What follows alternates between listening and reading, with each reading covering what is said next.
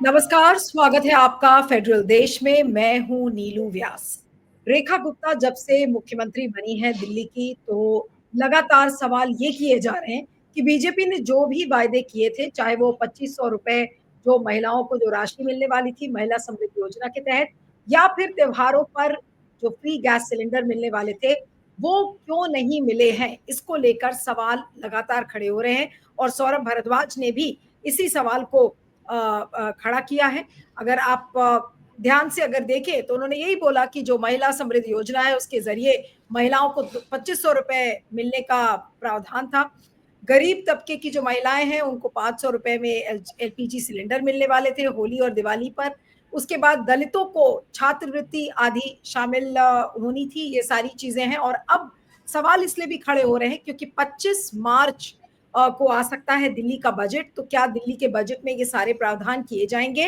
और अगर नहीं किए जाते तो जाहिर सी बात है कि ये केवल एक जुमला मात्र ही रह जाएगा।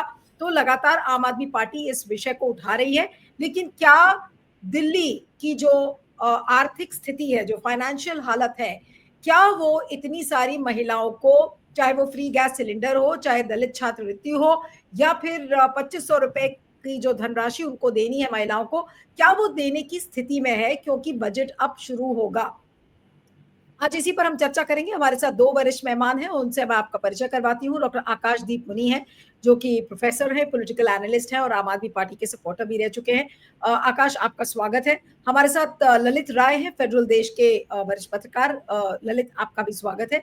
और आज की चर्चा में आकाश से शुरू करती हूँ। हमारे साथ मनु पवार भी जुड़ चुके हैं, फेडरल देश के सीनियर जर्नलिस्ट हैं। मनु, आपका भी स्वागत है। और आकाश से मैं शुरू करती हूँ कि आकाश, ये केवल एक जुमला मात्र ही लग रहा है, या आपको लगता है कि बीजेपी इसको गंभीरता से कैरी फॉरवर्ड करेगी, जो प्रोमिसेस उन्होंने किए थे, चाहे वो दलित छात्रवृत्ति की बात हो, या फिर 2500 रुपए महिलाओं को देने की बात हो, या फिर फ्री गैस सिलेंडर्स क्यों ना हो? जी। देखिए नीलू जी, ये बहुत दुर्भाग्यपूर्ण है कि हमारे देश में नेता इलेक्शन से पहले वादे करते हैं और उसी वादे को इलेक्शन के बाद तोड़ देते हैं। और ये आज की बात नहीं है, ये सालों से होता आ रहा है। जब मोदी जी आए तो उन्होंने बोला था कि ना कि ये बदलेगा, पर ये बदला नहीं। मोदी जी ने अपने ही मुख से वाणी की थी कि 8 मार्च को महिलाओं के खाते में 2,500 रुपए क्रेडिट हो जाएंगे दिल्ली की महिलाओं के खाते में।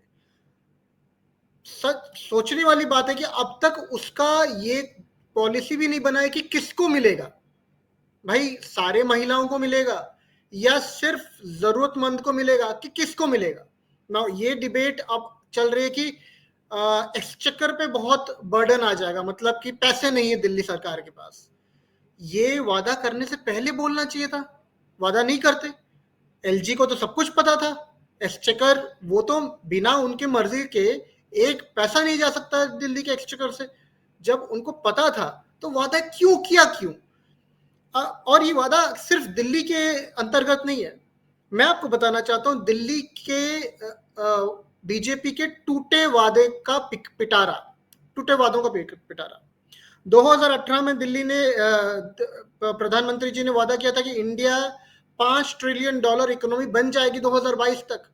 उन्होंने पब्लिकली किया था, इसके वीडियोस है। वो हुआ नहीं।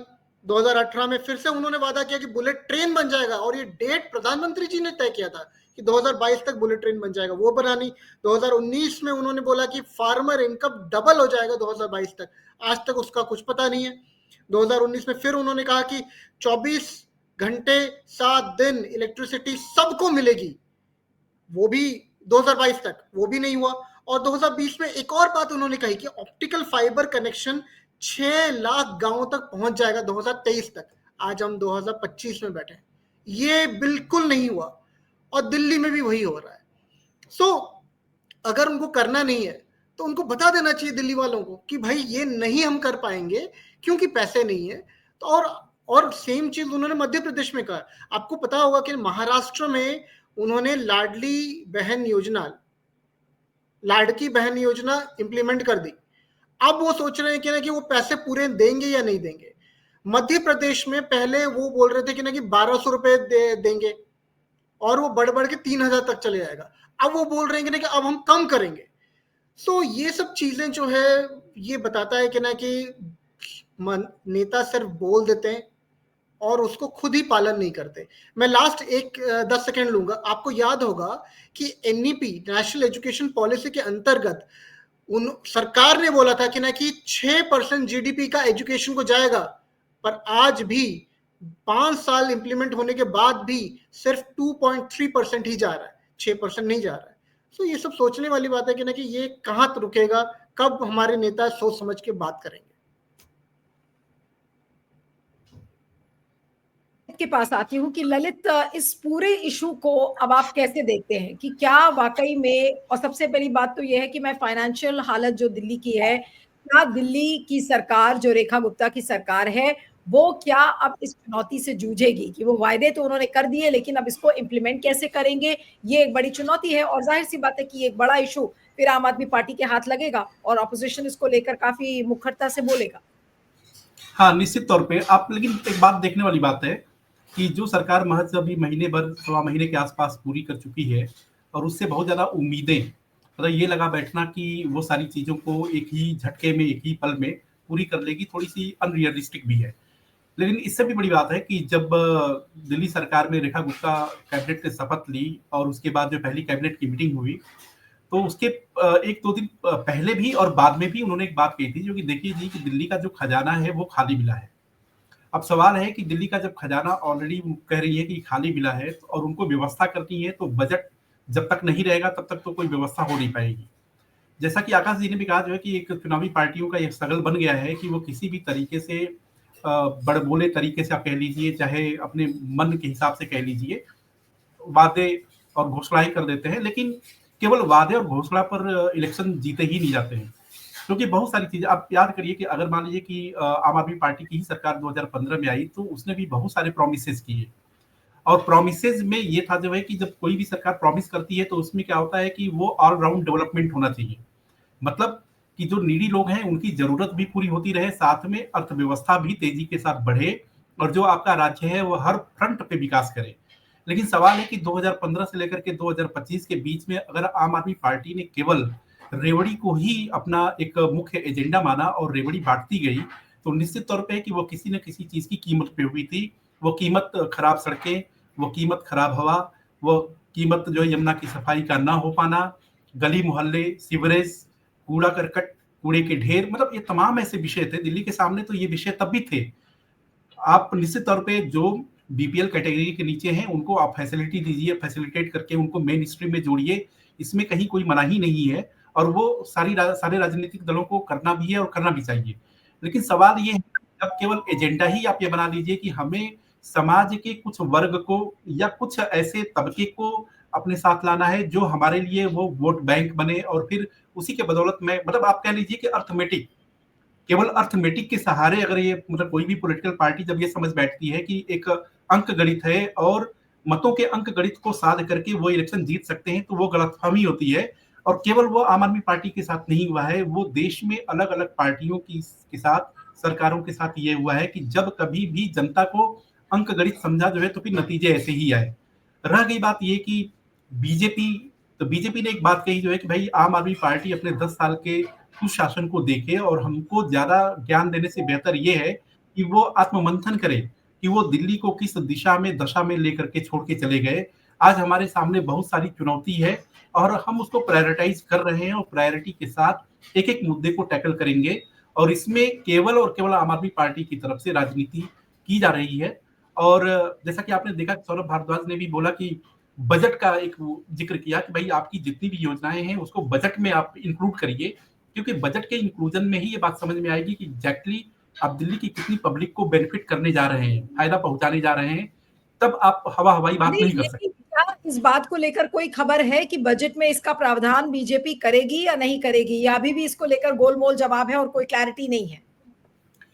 जी ललित, इस विषय पर जब बीजेपी के नेताओं से बात होती है तो वो सीधे तौर पे कुछ कहने से बचते हैं। वो केवल एक बात कहते हैं कि देखिए जी, हमने जो कमिटमेंट किया वो थोथे शब्द नहीं है, बल्कि वो हम ये सोच के चलते हैं कि वो आदर्श शब्द न रहे, बल्कि उसको हमको जमीन पे उतारना भी है।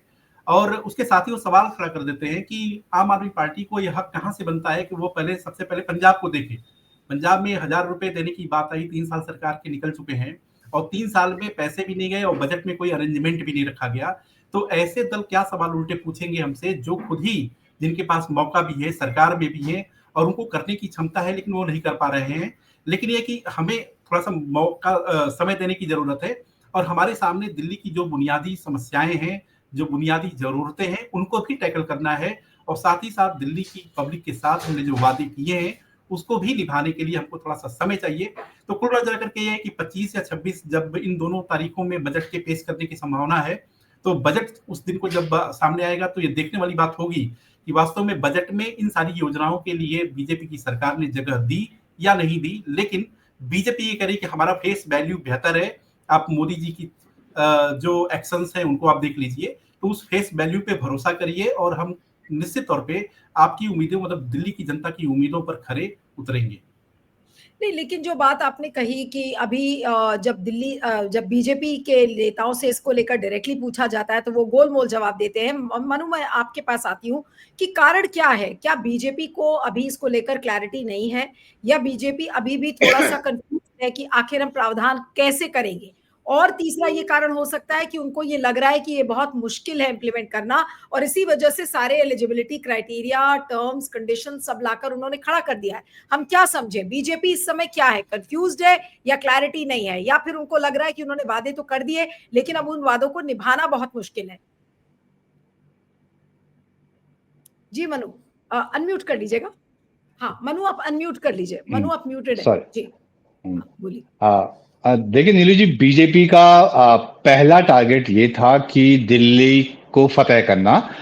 इतने साल बाद उसकी सत्ता में वापसी हुई, तो पहला उनका टारगेट ये था कि केजरीवाल की सरकार को अपदस्थ करना और खुद जो है सरकार बनाना। तो पहला काम तो उन्होंने जो टारगेट किया, जो जो केजरीवाल जिस लेवल पे ले गए थे फ्रीबीज की पॉलिटिक्स को, तो उसका मुकाबला उन्हें उसी हथियार से किया।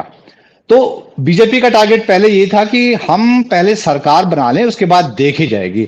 और उस तरह सवाल पूछना, मतलब उन्हें ये उम्मीद थी कि इस तरह कोई सवाल नहीं पूछे जाएंगे, क्योंकि बीजेपी से प्रायः जो है इस तरह के सवाल नहीं पूछे जाते हैं, वो उसको दूसरे उसमें लपेट लेती है।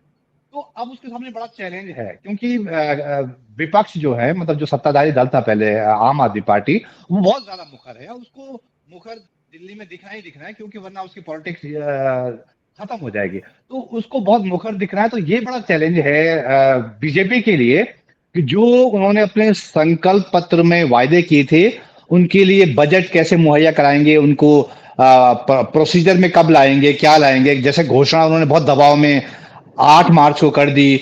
अभी उसके लिए ये तय नहीं हुआ है कि ये कौन लोग इसमें शामिल होंगे, कैसे इनके जो है नाम शामिल किए जाएंगे, किन लोगों तक पहुंचा जाएगा। बहुत चीजें अभी उस लेवल पे नहीं आई है। यहाँ तक कि जो फ्री गैस सिलेंडर देने की बात हुई थी होली पर, वो भी हवा हो गई। तो ये पहला टारगेट जो बीजेपी का था वो ये था कि केजरीवाल को सत्ता से हटाना, मतलब आम आदमी पार्टी को सत्ता से हटाना दिल्ली की, और खुद सत्ता में आना।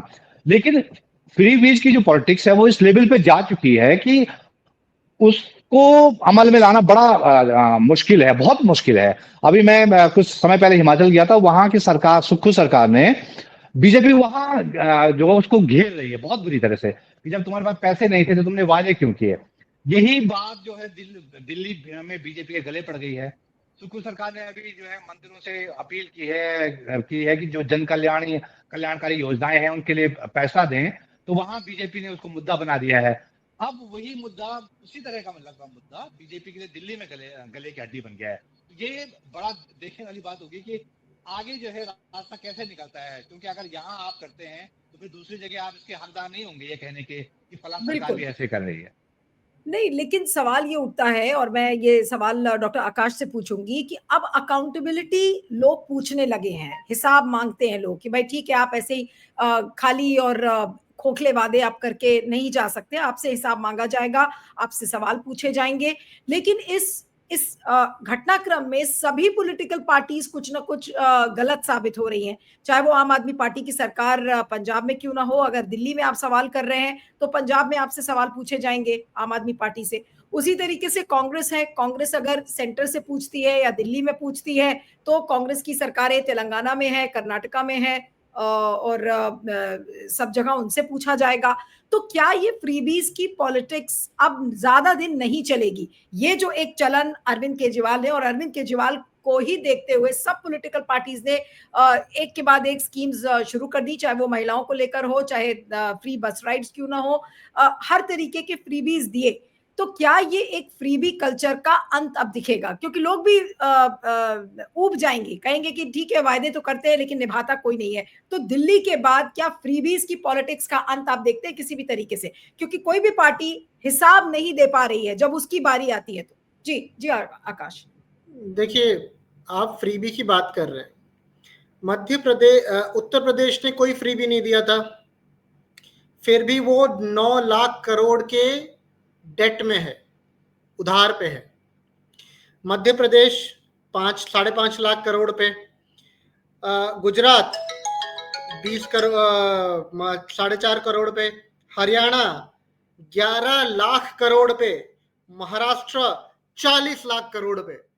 अब इन सारे राज्यों ने कभी भी फ्रीबी दिया ही नहीं, अभी उन्होंने शुरू किया एक साल से, पर फिर भी वो डेट में है। भाई क्यों डेट पे थे? और जबकि मैं आपको आज बताना चाहता हूं कि दिल्ली की बात करते हैं। आज दिल्ली में 2021 में जो जीडीपी था वो 7,94,013 करोड़ था। 2022 में वो बढ़ के 9,23,000 करोड़ बन गया, 23 में 10,14,000 करोड़ बन गया, और 24 में 11,07,000 करोड़ बन गया।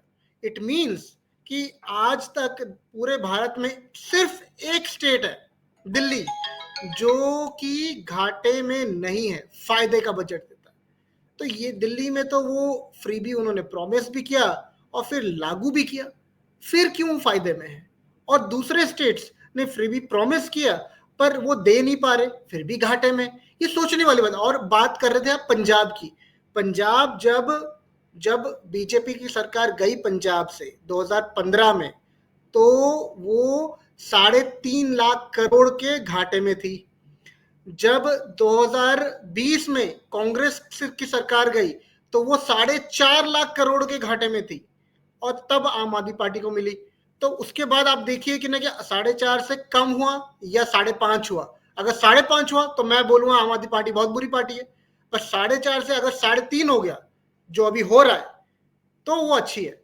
तो ये सोचने वाली बात है कि ना, कि ये देखिए नीलू जी, ये परफॉर्मेंस की बात है। आपको अपना प्रॉफिट गेन करना पड़ेगा और लोगों को फायदे देने पड़ेंगे। अच्छा एजुकेशन, अच्छा हेल्थ केयर, सबकी नीड है। आप मुझे बताइए कि ना, कि आपको मैं छोटी सी बात बताऊंगा। पोलियो ड्रॉप्स, आपको पता है कि हम 2-3 लाख रुपए टैक्स में भरते, फिर भी हमारे बच्चों को सरकार पोलियो ड्रॉप्स तक नहीं दे पाती। किस तरह की सरकार क्यों है ये? और पुलिस के पास जाओ तो वो काम नहीं करती, सरकार के पास जाओ तो वो काम नहीं करती, टैक्स लेने के टाइम में सब आ जाते हैं। ये किस बात की फ्रीबी की बात कर रही हैं आप?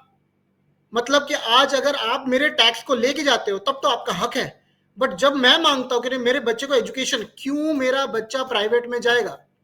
आप मुझे फ्री एजुकेशन दो, जैसे फिनलैंड में होता है। अगर फिनलैंड दे सकता है, छोटा राज्य, आप क्यों नहीं दे सकते? आप मुझे बताओ कि आज टॉप 100 यूनिवर्सिटी से, विश्वगुरु अपना कुछ बोलते हैं, टॉप 100 यूनिवर्सिटी में एक यूनिवर्सिटी नहीं है इंडिया का, एक यूनिवर्सिटी नहीं है, और आप बात करते हो विश्वगुरु बनने का। सो ये सब बीजेपी के समिट्स में अच्छा लगता है। आम आदमी को समझना पड़ेगा कि उसको फायदा किससे होता है, और जो उसको फायदा दे, जो उसके लिए काम करे, उसके लिए उसको वोट करना चाहिए। और ये चीज कांग्रेस और आम आदमी पार्टी पे भी लागू होता है। आपने कहा कि ये चीज कांग्रेस और बाकी पार्टीज पर भी लागू होता है, लेकिन फिर अब इसका समाधान क्या है? ललित, मैं अब आपके पास आती हूँ। बजट को लेकर अभी बहुत कोई क्लैरिटी से बीजेपी ने कोई बातें नहीं कही हैं। बजट में क्या होगा? क्या आपको लगता है कि कोई ऐसा जरिया बीजेपी निकाल लेगी ताकि उसकी आलोचना ना हो? क्योंकि जब तक ऐसी चीजों को बीजेपी क्लैरिटी से नहीं बताएगी, तब तक ये सवाल बने रहेंगे। आज सौरभ भारद्वाज ने पूछा है, कल आतिशी सिंह भी पूछेंगी, इस पर हो सकता है विरोध प्रदर्शन भी और हो, और लोग बीजेपी से, रेखा गुप्ता की सरकार से रोज हिसाब मांगेंगे। तो ऐसे में बीजेपी, आपको क्या लगता है कि बीच का रास्ता कैसे निकालेगी ऐसे में? देखिए, सबसे बड़ी चीज है ना कि आंकड़ों को लेकर के, तो आंकड़ों की स्थिति ये है कि सरकारें या पार्टियां अपने हिसाब से उसको जनता के सामने पेश करती हैं। स्वाभाविक है कि आप ये देखिए कि अगर दिल्ली की ही जनता हो या दिल्ली के बाहर की जनता हो, किसी दूसरे प्रदेश की, उसमें पूरी पॉपुलेशन की कितने प्रतिशत लोग ऐसे हैं कि जो आंकड़ों का पोस्टमार्टम करना चाहते हैं। किसी को ना तो फुर्सत है, ना तो समय है। तो आंकड़ों के जरिए घेरेबंदी तो होती है और पहले से भी होती रही है और होती रहेगी, वो कोई नई बात नहीं है। सवाल ये है कि बजट जो है, जो फ्री बीज का मसला है और फ्री बीज के अतिरिक्त जो डेवलपमेंट का जो मसला है, वो भी चीज है। आप एक चीज देखिए कि अगर आप इन्वेस्ट करते हो और इन्वेस्टमेंट के जरिए उसका रिटर्न मिलता है और उस रिटर्न के जरिए आप क्या है कि फ्री बीज में इस्तेमाल करो, चाहे किसी भी पब्लिक वेलफेयर के लिए काम करो, तो वो तो बात समझ में आती है। लेकिन आपकी पूंजी की कीमत पर कोई भी फ्री बीज हो, चाहे कोई भी वादे, वो सही नहीं हो सकते। आप ये देखिए कि आम आदमी पार्टी की सरकार 2015 से लेकर के 2025 तक ये कहा जाता था कि 2015 में 1000 करोड़ रुपए सब्सिडी के तौर पर दिए जाते हैं दिल्ली में, और 2025 के आते आते वो 10,000 करोड़ सब्सिडी के तौर पे चले गए। सब्सिडी ऐसी बीमारी है कि ये ऐसी बीमारी है कि जो सबको लगी हुई है, सारे राजनीतिक दलों को लगी हुई है। लेकिन उसमें क्या है कि जैसा कि डॉक्टर साहब ने भी कहा कि उसमें जो फिस्कल डेफिसिट का एक जो टारगेटेड एक लिमिट होती है, उसमें सब हर स्टेट्स को अलाउ होता है कि आप उतना रख करके जो है आप अपने प्रोजेक्ट्स को आगे बढ़ा सकते हैं या पब्लिक वेलफेयर के लिए काम कर सकते हैं। यहाँ पे अगर आप बीजेपी की सरकार ये कहती है कि पूरा का पूरा खजाना खाली मिला, और जिसमें क्या है कि 10,000 करोड़ जो सब्सिडी के तौर पे दे दिए गए, मतलब बीजेपी का आरोप मूल तौर पे यही है कि भाई फ्री बीज का जो मसला है, जो आम लोगों को आप बेनिफिट करते हो, उससे कोई उनको दिक्कत नहीं है। अगर उससे उनको दिक्कत रही होती तो शायद वो अपने घोषणा पत्र में ऐलान भी नहीं करते, क्योंकि उनको अगर ये थोड़ी सी भी जमीनी स्तर पर जब हम लोग ग्राउंड पे भी घूम रहे थे, तो एक मिजाज दिल्ली का ये समझ में आ रहा था कि कहीं ना कहीं लोग जो है परेशान है आम आदमी पार्टी से, फ्री बीज पाने के बावजूद। अब आप सोचिए कि किसी को फ्री हेल्थ है, फ्री बस है, फ्री पानी है, और उसके बाद भी नाराजगी हो रही है, और वो नाराजगी रिफ्लेक्शन में आ भी चुकी है, रिजल्ट में तब्दील भी है, दिख भी रही है। तो इसका मतलब है कि दिल्ली की पब्लिक हो, वो इस बात को स्वीकार नहीं की जो है कि फ्री बीज हमको चाहिए। उसको ये लगने लगा था कि फ्री बीज अब हमारी कीमत पे है। आपको बताएं कि पानी को तो लेकर के स्थिति हुई कि 2-4 ऐसे परिवार मिले कि वो बोले कि आप सोचिए कि 5 साल में जितने का हमको फ्री पानी नहीं मिला, उससे ज्यादा हमें किडनी स्टोन की सर्जरी कराने में लग गए। तो भाई ऐसे फ्री का क्या फायदा। और भारतीय जनता पार्टी ने क्या किया कि पूरे कैंपेन के दौरान ये कहा कि भाई देखिए, जो योजनाएं हैं राजनीतिक तौर पे, चूंकि उनको इलेक्शन जीतना था तो उस तरह की चीजें को करनी पड़ती है कि भाई आपका अपोनेंट कुछ कह रहा है तो उसमें थोड़ी सी ऊपर नीचे चीजों को ला करके करना पड़ता है। लेकिन बीजेपी ने एक बात कहा जो है कि बीजेपी की तरफ से कही गई कि हमें कोई दिक्कत नहीं है, जो योजनाएं हैं उसको हम जारी करेंगे, लागू भी करेंगे और कंटिन्यू भी रहेगा, और कुछ नई चीजें हम देंगे, लेकिन वो रोड की कीमत पे नहीं होगा, वो गंदे पानी की कीमत पे नहीं होगा, मतलब वो किसी चीज की कीमत पे नहीं होगा। हम उसकी व्यवस्था करेंगे कि हमारे पास कमाई भी हो और उस कमाई को हम खर्च भी कर सकें।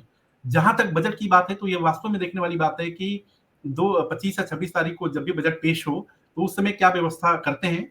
और बीजेपी को थोड़ा सा ये बेनिफिट हो सकता है कि चूंकि सेंटर में गवर्नमेंट है, बीजेपी की ही गवर्नमेंट है, तो थोड़ा उनको बजटरी मतलब असिस्टेंस के अलावा उनको असिस्टेंस मतलब हासिल हो सकता है, जिसके जरिए वो अपने काम को आगे बढ़ा सकते हैं। तो ये थोड़ा सा एडेड। हाँ, नहीं, आप ये ठीक कह रहे हैं कि भाई केंद्र में बीजेपी सरकार है तो हो सकता है कि वो उनको एडेड एडवांटेज मिले, लेकिन क्या केंद्र सरकार इतना मदद रेखा गुप्ता की करेगी, या फिर रेखा गुप्ता को बोलेगी कि भाई आप ही तौर तरीके निकालिए? आपको लगता है कि केंद्र सरकार इस समय रेखा गुप्ता के रेस्क्यू में आएगी? क्योंकि बजट तो अभी सिर पर है, अगर 24 या 25 से बजट शुरू है और अभी आज जितनी तारीख हो चुकी है, क्या इतने कम दिनों में, बचे हुए दिनों में, क्या क्लैरिटी लेकर आ पाएंगी रेखा गुप्ता? या फिर रेखा गुप्ता भी यही सोच रही है कि केंद्र तो हमारी मदद कर ही देगा, भाई बड़ी बड़ी प्रॉमिसेस तो मोदी जी ने भी की थी, अमित शाह ने भी की थी। जी मनु। नहीं, सब हाँ मनु अनम्यूट कर दीजिएगा।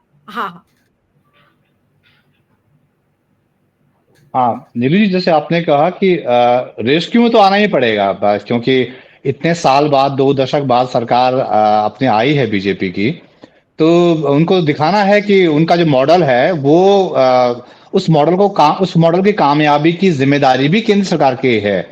और केंद्र सरकार जो है उन्हीं के नाम पे वोट पड़ा है, डबल इंजन जो कहा गया है, तो वो उस इंजन की जिम्मेदारी है जो पहले लगा हुआ है, उसको दूसरे वाले इंजन को खींचने की जिम्मेदारी है। तो रेस्क्यू तो करना ही करना होगा। और मुझे लगता है कि मुफीद माहौल है, मतलब सरकार भी अपनी है, एलजी भी आपके ही उस पे हैं, और केंद्र सरकार तो है ही है, तो ये तो करना ही पड़ेगा।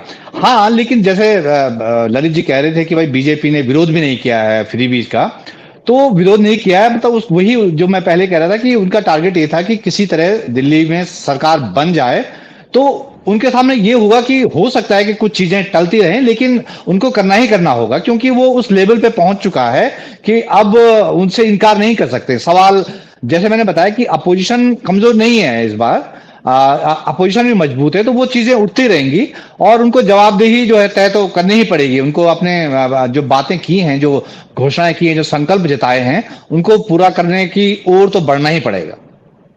जी। चलिए, अब देखना होगा कि क्या कुछ क्लैरिटी रेखा गुप्ता ला पाती है, नहीं ला पाती, लेकिन जब तक इस पर कोई क्लैरिटी नहीं आती तब तक केवल और केवल ये जुमलेबाजी लगेगी। अब फ्री गैस सिलेंडर, होली का त्योहार निकल गया, फ्री गैस सिलेंडर लोगों को नहीं मिला, 2500 रुपए जो वायदे किए गए थे वो भी खाते में नहीं आए अभी महिलाओं के। तो जाहिर सी बात है कि अब अगर बजट में भी इसका प्रावधान नहीं होता तो फिर ये एक बार फिर से साबित हो जाएगा कि बीजेपी जो कहती है वो करती नहीं है, और जो वादे हैं उसके वो खोखले हैं। तो देखना होगा जब बजट शुरू होता है तो किस तरीके का प्रावधान उस बजट में बीजेपी लेकर आती है। आप सभी का बहुत बहुत शुक्रिया, डॉक्टर आकाशदीप, ललित और Manu, thank you so much for joining. Thank you. Thank you.